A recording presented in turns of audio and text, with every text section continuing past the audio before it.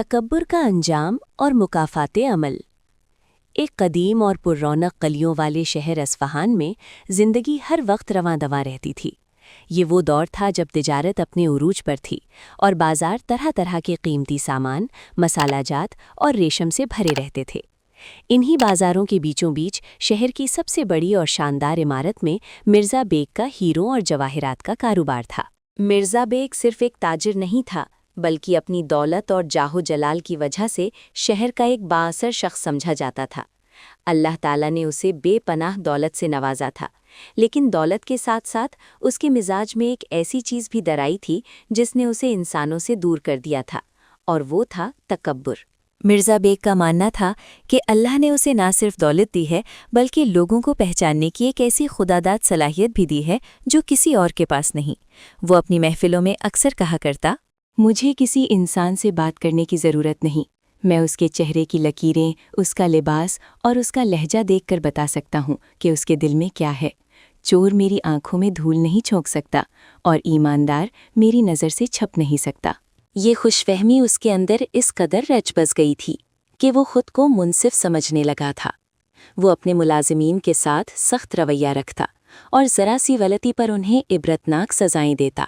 اس شہر کے ایک پسماندہ اور غریب علاقے میں ایک نوجوان علی رہتا تھا۔ علی نہایت شریف النفس، محنتی اور خدا ترس نوجوان تھا، لیکن حالات کی ستم ظریفی نے اسے غربت کی چکی میں پیس رکھا تھا۔ اس کے والد بچپن ہی میں وفات پا گئے تھے اور گھر میں ایک بوڑھی بیمار ماں تھی جس کی دوا دارو کا سارا بوجھ علی کے ناتواں کندھوں پر تھا۔ علی نے کئی جگہ کام تلاش کیا، لیکن ہر جگہ اسے ناکامی کا سامنا کرنا پڑا۔ آخرکار قسمت اسے مرزا بیگ کی دکان تک لے آئی۔ مرزا کو دکان کی صفائی ستھرائی اور بوجھ اٹھانے کے لیے ایک ملازم کی ضرورت تھی۔ جب علی اس کے سامنے پیش ہوا تو مرزا نے اسے حقارت بھری نظروں سے اوپر سے نیچے تک دیکھا۔ علی کے کپڑے پیون زدہ تھے، جوتے پھٹے ہوئے تھے اور چہرے پر بھوک اور کمزوری کے آثار نمایاں تھے۔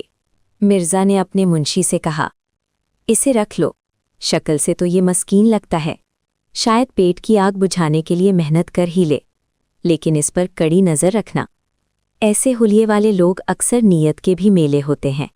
علی نے یہ توہین آمیز الفاظ سنے تو اس کا دل دکھا، لیکن ماں کی دوا کی ضرورت نے اسے خاموش رہنے پر مجبور کر دیا۔ وہ جان لگا کر کام کرنے لگا۔ وہ صبح سویرے دکان کھولتا، فرش کو شیشے کی طرح چمکاتا، ہیروں کے بکسوں کو احتیاط سے ترتیب دیتا اور رات گئے تک محنت کرتا۔ وہ اپنی ایمانداری سے مرزا کا دل جیتنے کی کوشش کرتا رہا، لیکن مرزا کے نزدیک وہ صرف ایک حقیر ملازم تھا۔ وقت گزرتا گیا اور ایک منحوس دن آن پہنچا۔ موسم سرما کی ایک دھندلی صبح مرزا بیگ اپنی دکان پر پہنچا اور معمول کے مطابق اپنے سب سے قیمتی جواہرات کے ڈبے کا معائنہ کرنے لگا۔ اچانک اس کے چہرے کا رنگ پھک ہو گیا۔ اس ڈبے میں ایک نایاب نیلم موجود تھا جو شاہی خاندان کے ایک فرد کے لیے منگوایا گیا تھا۔ وہ نیلم اپنی جگہ سے غائب تھا۔ مرزا نے دوبارہ دیکھا، ادھر ادھر ہاتھ مارا، مگر نیلم کا کہیں نام و نشان نہ تھا۔ اس کا خون کھول اٹھا۔ اس نے فوراً دکان کے دروازے بند کروائے اور تمام ملازمین کو ایک قطار میں کھڑا کر دیا۔ مرزا کی آنکھوں میں خون اتر آیا تھا۔ وہ ہر ملازم کے چہرے کو اپنی پارکھی نظر سے گھور رہا تھا۔ دکان میں خوف کا عالم تھا۔ سناٹا ایسا تھا کہ سانسوں کی آواز بھی سنائی دے رہی تھی۔ جب اس کی نظر علی پر پڑی تو وہ وہیں رک گیا۔ علی خوف سے کانپ رہا تھا، اس لیے نہیں کہ اس نے چوری کی تھی، بلکہ اس لیے کہ وہ مرزا کے غضب سے اچھی طرح واقف تھا۔ اس کے ماتھے پر پسینہ چمک رہا تھا اور ہاتھ لرز رہے تھے، لیکن مرزا کے لیے یہی کیفیت کافی ثبوت تھی۔ مرزا نے گرجدار آواز میں کہا، تو یہ تیری حرکت ہے؟ میں نے پہلے دن ہی کہہ دیا تھا کہ تیری شکل پر نحوست اور چوری لکھی ہے۔ ایک غریب اور بھوکا انسان ہیرے کی چمک کب تک برداشت کر سکتا ہے؟ یہ الفاظ تیر کی طرح علی کے دل میں پیوست ہو گئے۔ علی قدموں میں گر پڑا۔ اس نے روتے ہوئے مرزا کے پاؤں پکڑ لیے۔ مالک، خدا کی قسم، میں نے چوری نہیں کی۔ میں غریب ضرور ہوں، لیکن چور نہیں ہوں۔ میری ماں بستر مرگ پر ہے، میں انہیں حرام کا لقمہ کیسے کھلا سکتا ہوں؟ آپ میری تلاشی لے لیں، میرے گھر کی تلاشی لے لیں، لیکن مجھ پر یہ داغ نہ لگائیں۔ مرزا بیگ نے سخت لہجے میں جواب دیا، تم جیسے لوگ پہلے چوری کرتے ہیں اور پھر مظلوم بن جاتے ہیں۔ یہ کہہ کر اس نے نہ صرف علی کو بری طرح زد و کوب کیا بلکہ اپنے محافظوں کے ذریعے اسے دھکے دے کر دکان سے باہر نکلوا دیا۔ مگر بات یہیں ختم نہ ہوئی۔ مرزا کا غصہ اس قدر شدید تھا کہ وہ بازار کی بیچوں بیچ جا کھڑا ہوا اور بلند آواز میں اعلان کیا، اے لوگو سن لو، یہ لڑکا علی چور ہے، اس نے میری دکان سے نیلم چرایا ہے، جو بھی اسے کام دے گا وہ اپنا نقصان خود کرے گا۔ یہ اعلان علی کے لیے موت سے بدتر تھا۔ اس کی عزت نفس خاک میں مل چکی تھی۔ پورا بازار اسے نفرت اور شک کی نگاہ سے دیکھ رہا تھا۔ کچھ لوگ سرگوشیاں کر رہے تھے، کچھ اسے حقارت سے گھور رہے تھے۔ علی کی آنکھوں میں آنسو تھے۔ وہ اپنی صفائی میں کچھ کہنا چاہتا تھا مگر کسی نے اس کی بات سننے کی زحمت نہ کی۔ وہ تنہا کھڑا تھا، بے قصور مگر مجرم ٹھہرایا ہوا۔ علی وہاں سے اٹھا، اس نے اپنے آنسو پونچھے اور آسمان کی طرف دیکھا۔ اس کا دل کرچی کرچی ہو چکا تھا۔ ایک لمحے کے لیے اس نے پلٹ کر مرزا کی عالیشان دکان کو دیکھا، وہی دکان جہاں اس کی محنت کی کوئی قدر نہ تھی، جہاں اس کی عزت کو نیلام کر دیا گیا تھا۔ لرزتی ہوئی مگر باوقار آواز میں اس نے کہا، مرزا صاحب، آج آپ نے اپنے تکبر کی اینک سے میری غربت کو دیکھ کر فیصلہ سنا دیا ہے۔ آپ نے میری بے گناہی کے تمام ثبوت رد کر دیے کیونکہ میں کمزور ہوں۔ لیکن یاد رکھیے گا، ایک عدالت اوپر بھی لگتی ہے، جہاں صرف نیت دیکھی جاتی ہے، لباس نہیں۔ وقت ایک جیسا نہیں رہتا، یہ پہیہ گھومے گا، اور جب گھومے گا تو شاید آپ کو احساس ہو کہ ایک بے گناہ کی آہ کیا ہوتی ہے۔ یہ کہہ کر علی نے سر جھکا لیا اور ہجوم میں گم ہو گیا۔ اس واقعے کے بعد اس کے لیے شہر میں رہنا ناممکن ہو گیا۔ کوئی اسے کام دینے کو تیار نہ تھا۔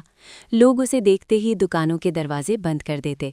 تانوں، نفرت اور بے اعتباری نے اس کا جینا دوبھر کر دیا۔ چند ہی ماہ بعد اس کی بیمار ماں بھی دنیا سے رخصت ہو گئی۔ شاید دوا اور خوراک کی کمی نے ان کی سانسیں چھین لیں۔ ماں کے جنازے کے بعد علی نے خاموشی سے اصفہان چھوڑنے کا فیصلہ کیا۔ وہ ٹوٹے ہوئے دل کے ساتھ ایک نامعلوم منزل کی طرف روانہ ہو گیا، اس امید پر کہ شاید کسی اور سرزمین پر اس کی محنت اور ایمانداری کی قدر ہو۔ دوسری طرف مرزا بیگ کو اپنی فراست پر اور بھی زیادہ یقین ہو گیا تھا۔ اسے لگا کہ اس نے ایک چور کو نکال کر اپنی سلطنت کو پاک کر دیا ہے۔ اگرچہ وہ نیلم کبھی نہ ملا، حالانکہ حقیقت یہ تھی کہ صفائی کے دوران وہ ایک دراڑ میں گر گیا تھا اور بعد میں ایک چوہا اسے اپنے بل میں گھسیٹ لے گیا تھا۔ لیکن مرزا نے اپنی غلطی ماننے کے بجائے یہی سمجھا کہ علی اسے کہیں بیچ کر فرار ہو گیا ہوگا۔ وقت گزرتا گیا، مرزا کا کاروبار پھیلتا گیا، دولت کے انبار لگتے گئے، مگر اس کے دل کی سختی بھی اسی رفتار سے بڑھتی گئی۔ اسے اندازہ نہ تھا کہ مظلوم کی آہ کبھی رائے گا نہیں جاتی، وہ عرش تک پہنچتی ہے، اور پھر تقدیر ایسے فیصلے کرتی ہے جو انسان کے وہم و گمان میں بھی نہیں ہوتے۔ کئی سال بیت گئے، اصفہان کے حالات بدل چکے تھے، مگر مرزا بیگ کا رعب و دبدبہ اب بھی قائم تھا۔ لیکن ہر عروج کو زوال ہے۔ مرزا کی کامیابی نے جہاں اسے بے شمار دوست دیے، وہیں کئی دشمن بھی پیدا کر دیے۔ ان دشمنوں میں سب سے خطرناک قاسم تھا، جو اسی بازار کا ایک بڑا تاجر تھا۔ قاسم ہمیشہ مرزا سے حسد کرتا تھا۔ مرزا کی دکان پر گاہکوں کا ہجوم رہتا، جبکہ قاسم کی دکان اکثر سنسان پڑی رہتی۔ قاسم جانتا تھا کہ وہ تجارت میں مرزا کا مقابلہ نہیں کر سکتا، اس لیے اس نے ایک ایسی گھنونی سازش تیار کی جو نہ صرف مرزا کی دولت بلکہ اس کی عزت کو بھی خاک میں ملا دے۔ اسی دوران بادشاہ وقت کی بیٹی کی شادی کی تیاریاں عروج پر تھیں۔ شاہی خزانے سے ایک نہایت قیمتی 9 لکھا ہار نکالا گیا تاکہ اسے پالش اور مرمت کے لیے بھیجا جا سکے۔ قاسم کی رسائی شاہی محل کے چند لالچی محافظوں تک تھی۔ اس نے بھاری رشوت دے کر وہ ہار چوری کروایا۔ پھر رات کی تاریکی میں اس کے ایک کارندے نے مرزا کے گودام کی پچھلی کھڑکی توڑی اور وہ چوری شدہ ہار چاولوں کی بوریوں کے درمیان چھپا دیا۔ اگلی صبح شہر میں کوہرام مچ گیا۔ شہزادی کا ہار چوری ہو گیا۔ بادشاہ غصے سے بپھرے ہوئے تھے۔ شہر کے داخلی اور خارجی راستے بند کر دیے گئے۔ سپاہی گھر گھر تلاشی لینے لگے۔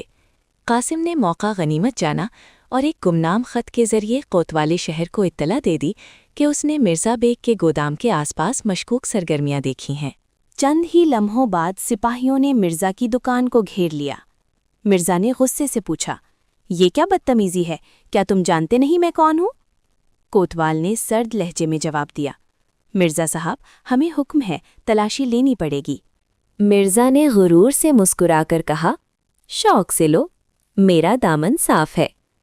مگر چند ہی دیر بعد ایک سپاہی چمکتا ہوا شاہی ہار ہاتھ میں لیے باہر نکلا۔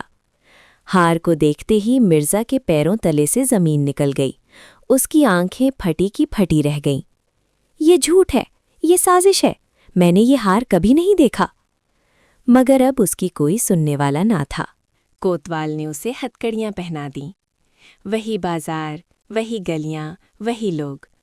فرق صرف اتنا تھا کہ آج مجرم کی جگہ مرزا کھڑا تھا۔ کل وہ لوگوں کے کردار کا فیصلہ کرتا تھا، آج اس کا کردار کٹہرے میں تھا۔ مرزا کو شہر کے تاریک قید خانے میں ڈال دیا گیا۔ وہ شخص جو ریشم کے بستروں پر سوتا تھا، آج ٹھنڈی پتھریلی زمین پر پڑا تھا۔